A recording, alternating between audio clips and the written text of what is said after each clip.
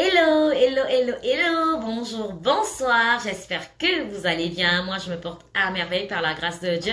Je suis Sarah Moussondi, pour ceux qui ne me connaissent pas.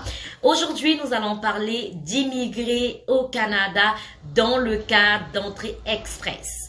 Alors, c'est quoi Entrée Express Canada?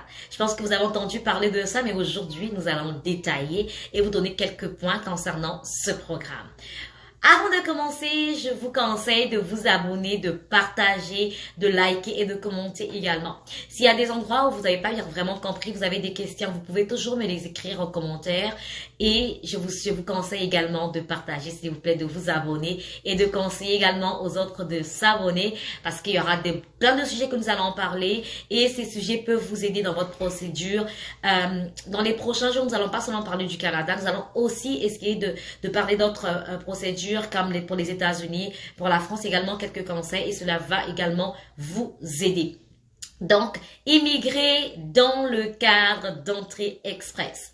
Le processus de demande destiné, Entrée Express Canada, c'est le processus de demande destiné aux immigrants qualifiés qui souhaitent s'établir de façon permanente au Canada et participer à l'économie du pays. Donc, quand on parle de l'économie, c'est vraiment le mot-clé parce que ça concerne vraiment ça. Ce n'est pas immigrer en tant que demandeur d'asile, en tant que quoi. C'est vraiment pour participer à l'économie du pays. Alors, comment fonctionne l'entrée Express Canada? Donc, le processus de demande dans l'entrée Express Canada, on va parler du processus de demande, on va parler de l'admissibilité, l'expérience de travail, les études, les compétences linguistiques exigées pour chaque programme.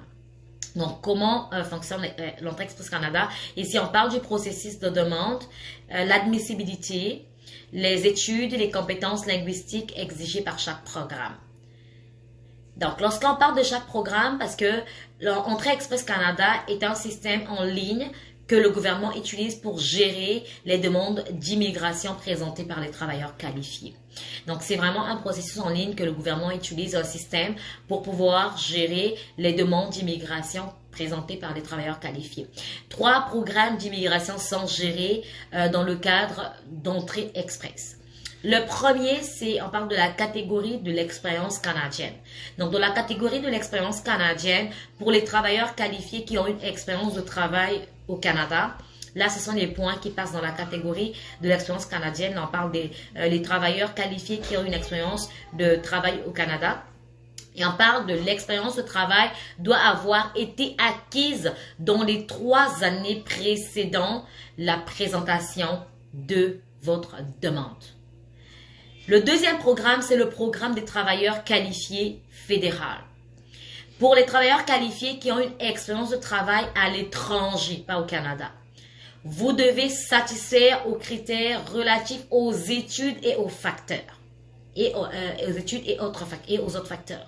Donc là, on a parlé d'abord de la catégorie de l'expérience canadienne. Ça, ce sont les travailleurs qui ont une expérience de travail canadienne ou au Canada. Et l'expérience de travail doit avoir été acquise dans les 3 années précédant plutôt la présentation de leur demande.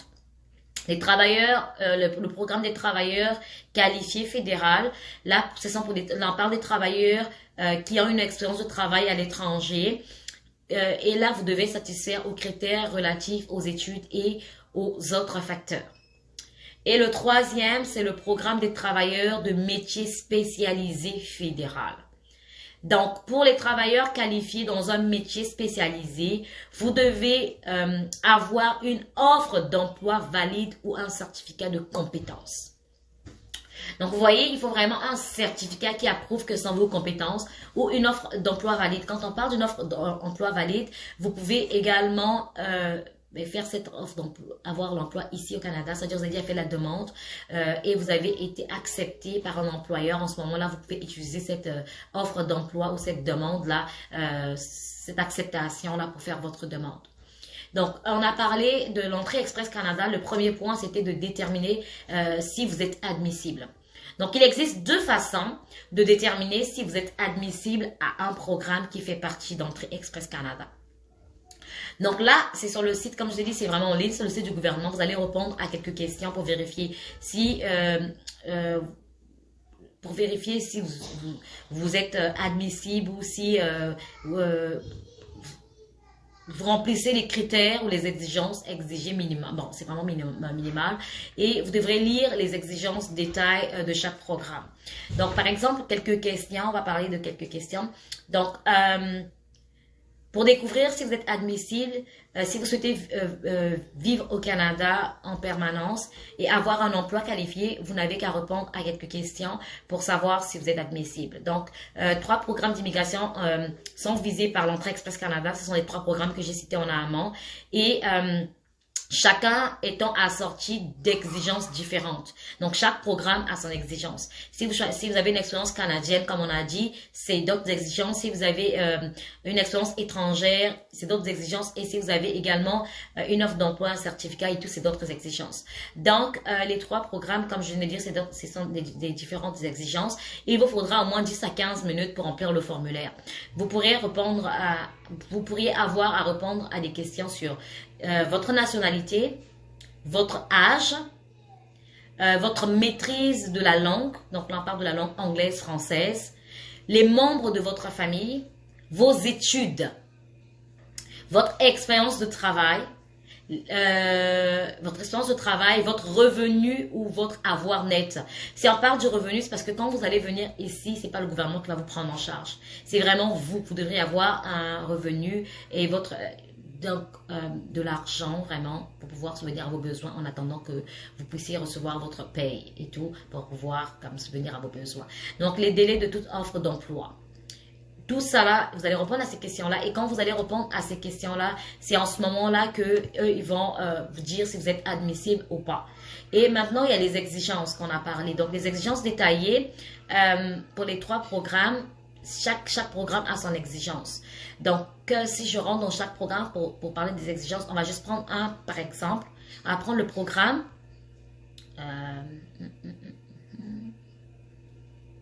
OK.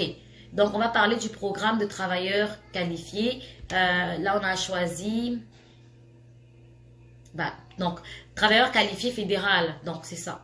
Là, on va parler de détails. Donc, ce programme comporte des exigences minimales concernant l'expérience de travail qualifiée, les compétences linguistiques et les études.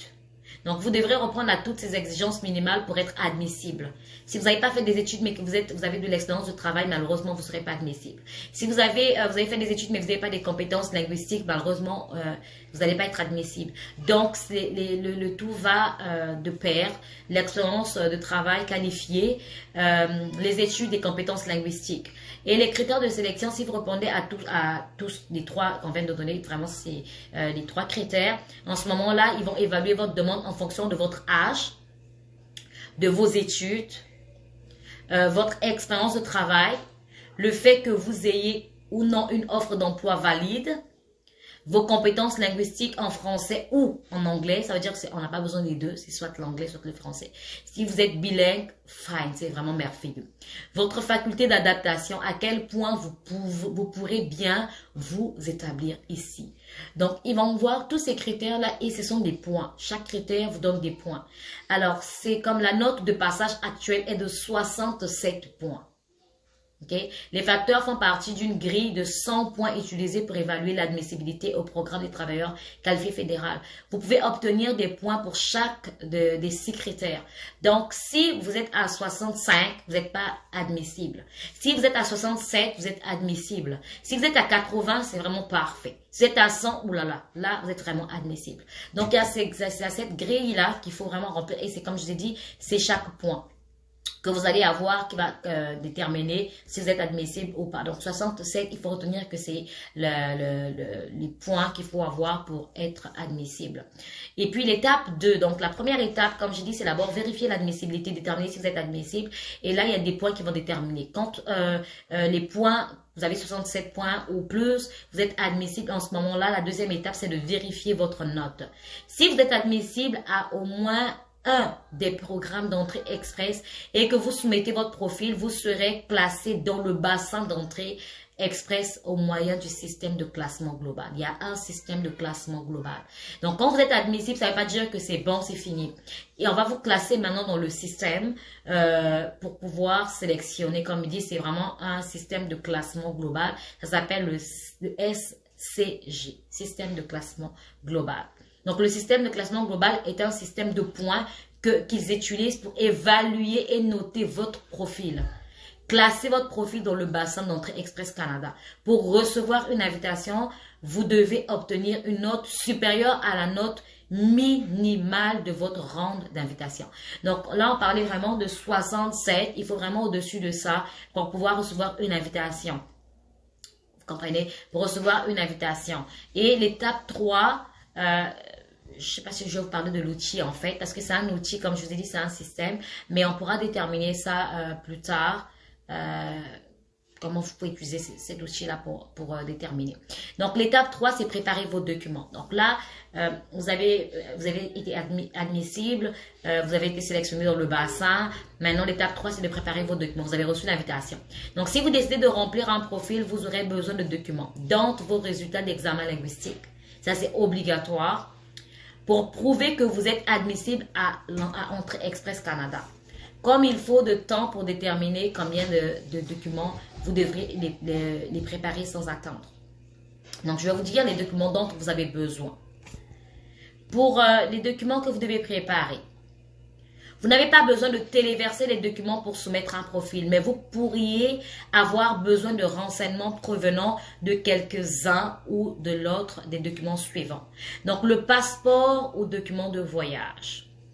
Titulaire de passeport du Venezuela, il est possible que vous devriez franchir des étapes supplémentaires à la création d'un profil ou lorsque vous remplissez votre demande. Donc, ça c'est pour le Venezuela, mais sinon, on a dit titulaire, vous devrez le passeport ou le document de voyage, les résultats d'examen linguistique, les preuves d'études au Canada, ça c'est pour le programme de ceux qui ont étudié au Canada ou je sais pas, les preuves d'études au Canada ou une évaluation des diplômes d'études aux fins d'immigration. Si vous présentez une demande à titre de programme des travailleurs qualifiés ou vous voulez obtenir des points pour les études que vous avez faites à l'extérieur du Canada. Donc là, si vous avez fait les études au Canada, vous devrez apporter la preuve des études au Canada. Mais si vous avez fait ça à l'extérieur du Canada, vous devez faire une évaluation de vos diplômes d'études à l'extérieur du Canada. Désignation d'une province si vous en avez une. Ça, c'est très important. Ils vont vous demander dans quelle province vous voulez aller. Si vous avez choisi le Québec, je sais pas moi, l'Alberta, c'est vous qui choisissez. Vous allez choisir vraiment les provinces et c'est important par rapport à la demande également. Donc, il y a les provinces, il y a l'offre d'emploi écrite d'un employeur au Canada si vous en avez une. C'est très important d'avoir ça et appuyer votre demande. Donc, si vous avez déjà eu une offre d'emploi, vous devrez mettre l'offre d'emploi dans votre demande. Il y a aussi, après l'offre d'emploi, on parle de la preuve d'expérience de travail. Il y a une preuve d'expérience de travail. Dites que vous avez été, par exemple, vous avez postulé pour la soudure et que vous avez travaillé dans une compagnie dans votre pays pendant 10 ans. Il faut vraiment une preuve de travail, d'expérience de travail. Et le certificat de qualification dans un métier spécialisé décerné au Canada par une province ou un territoire, si vous en avez un. Donc, si vous avez un certificat de qualification dans votre pays aussi, vous pouvez ajouter ça, c'est important. Et pour terminer, le dernier point, c'est la preuve des fonds. Ça, c'est pour terminer d'abord, quand on parle du programme, la preuve des fonds, et puis il y a d'autres documents. Donc, ce sont les documents pour votre profil d'abord. Donc, les documents pour votre profil, c'est ce qu'on vient de citer, je vais juste répéter. Vous aurez besoin de votre passeport ou un document de voyage. Si dans votre pays, on n'utilise pas de passeport aussi, vous n'avez pas besoin de passeport, un document de voyage. Vous aurez besoin des résultats d'examen linguistique, preuve d'études au Canada ou évaluation des diplômes d'études en fin d'immigration. Si vous présentez une demande à titre de programme qualifié fédéral, ou vous pouvez obtenir des points pour les études que vous avez faites à l'extérieur du Canada. Désignation d'une province si vous en avez une. Offre d'emploi écrite d'un employeur au Canada si vous en avez une. Preuve d'expérience de travail. certificat de qualification dans un métier spécialisé décerné au Canada par une province ou un territoire, si vous en avez une, et la preuve de fonds. Donc ça, c'est ce que vous avez besoin pour votre profil. Par la suite, vous aurez besoin des documents pour votre demande de résidence permanente. Donc, si nous vous invitons à présenter, parce que quand vous allez faire votre profil, maintenant, vous allez recevoir une invitation à présenter maintenant votre demande de résidence permanente. Quand vous allez recevoir cette invitation, vous devrez téléverser des copies des documents que vous aurez utilisés pour votre profil. Donc, les documents que vous avez utilisés pour votre profil, là, vous devrez les garder. Tous les documents que vous avez utilisés pour votre profil, vous devez les garder parce que vous allez encore les téléverser. Et puis, la plupart des demandeurs auront aussi besoin de téléverser ce qui suit. Donc, en dehors des documents que vous allez téléverser, il y a d'autres documents que vous allez ajouter. Le certificat de police, les examens médicaux, preuve de fonds suffisants, certificat de naissance, obligatoire si vous déclarez avoir des enfants à votre charge. Si vous avez des enfants, il faut les mettre. Donc, ça veut dire vos enfants ou des enfants que vous prenez à votre charge. Il faut également inclure et un formulaire de recours pour les services d'un représentant que vous pouvez faire. Obligatoire si vous retenez les services d'un représentant. Le certificat de mariage. Si vous êtes marié. Obligatoire si vous avez précisé que votre état civil est marié. Parce que vous venez pour vous installer de manière permanente. Votre famille également va venir avec vous. Donc, il demande toutes ces preuves-là. Certificat de divorce et entente de séparation légale. Si vous avez divorcé, vous étiez marié, vous avez divorcé. Obligatoire si vous avez précisé que votre état civil est divorcé. Donc, on vous demande le tout par rapport à votre état civil que vous mettez. Certificat de décès obligatoire si vous avez précisé que votre état civil est veuve. Certificat d'adoption obligatoire lorsqu'il est précisé qu'un enfant à votre charge est adopté. Les autres documents que vous avez seulement besoin de soumettre les documents ci-dessous si nous les avons inclus dans votre liste. Donc, en attendant, c'est vraiment les documents que je vous ai dit en haut et les documents d'en bas que vous allez soumettre. Maintenant, si on vous demande, au cas où ils peuvent vous demander une preuve d'un lien avec un parent au Canada, il faut le mettre. Mais si on ne vous demande pas, ne mettez pas. La photographie numérique pour confirmer votre identité, si on vous le demande. Autre nom pour confirmer les alias. Ah, vous qui avez beaucoup d'alias là, vraiment, s'il vous plaît. Oh, je sais pas, Jean alias, je sais pas quoi, Totolo, je sais pas comment tu t'appelles. Vraiment. Si tu as besoin de ça, parce que toi, tu as vraiment des alias là, on va te demander également une photographie numérique pour confirmer votre identité. Donc, ça sont les documents vraiment qu'on vous demande si on précise qu'ils ont besoin de ça pour avoir plus de détails, pour avoir la confirmation que c'est vraiment vous. En ce moment-là, ils vont vous demander les documents. Donc, tout autre document qui, selon vous, est pertinent dans le cadre de votre demande. Donc, vous pouvez ajouter également tous les documents que vous trouvez pertinents. Si vous avez un diplôme, je sais pas, un baccalauréat plus 16 et que vous avez fait des longues études, vous pouvez ajouter ça alors qu'on vous a pas demandé. Mais ne mettez pas non plus des choses qui ne correspondent même pas au fait qui va venir carrément, qui n'a aucun rapport avec votre demande. Donc, le but, ce n'est pas seulement de mettre beaucoup de choses, mais le but de mettre des choses, on a bien dit, si vous, tout document qui, selon vous, est pertinent.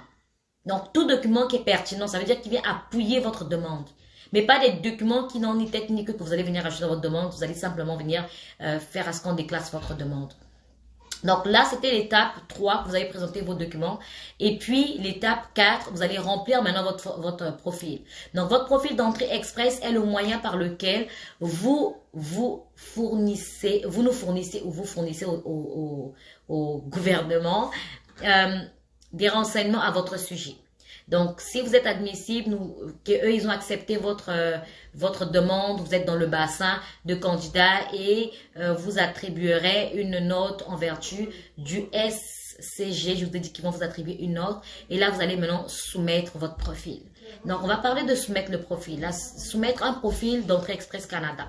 Le premier point que vous allez faire, c'est remplir le formulaire en ligne.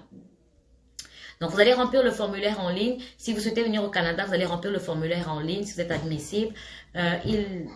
le formulaire que vous allez remplir en ligne, ça je vous ai déjà dit, vous pouvez présenter une demande en ligne uniquement et nous vous invitons à le faire. Donc là, pour l'entrée Express Canada, il n'y a pas de document par la poste. C'est uniquement en ligne qu'on le fait. Le fait de remplir un profil d'entrée Express Canada en ligne ou d'être accepté dans le bassin ne garantit pas que vous recevrez une invitation à présenter une demande de résidence permanente. Donc, quand vous avez fait tout ça, là, ça ne veut pas dire que vous êtes accepté, qu'on va vous donner une lettre de résidence permanente. C'est seulement quand ils vont vous envoyer la lettre qu'en ce moment-là, vous pouvez dire, oh yeah, c'est bon. Donc, c'est quelque chose à retenir. Questions relatives à l'admissibilité. Répondez à quelques questions et tout ça. Si vous avez un époux ou un conjoint de fait, l'un d'entre vous doit agir à titre de demandeur principal. Donc, si vous êtes marié, ici c'est comme ça, il y a toujours une personne qui doit agir en tant que demandeur principal. Ça veut dire, soit c'est votre mari, soit c'est votre femme, vous allez mettre en tant que demandeur principal. Je vous conseille de mettre la personne qui a plus d'expérience de travail, plus de diplôme, comme demandeur principal, ça serait plus avantageux pour vous. Et quand vous aurez fait ça en ce moment-là, l'autre personne sera à charge, c'est automatique, ne vous inquiétez pas. Cette personne soumettra un profil et y indiquera le nom de son époux ou de son conjoint de fait. Le demandeur principal doit être la personne la plus susceptible de répondre aux critères d'admissibilité. C'est ce que je venais de dire en amont.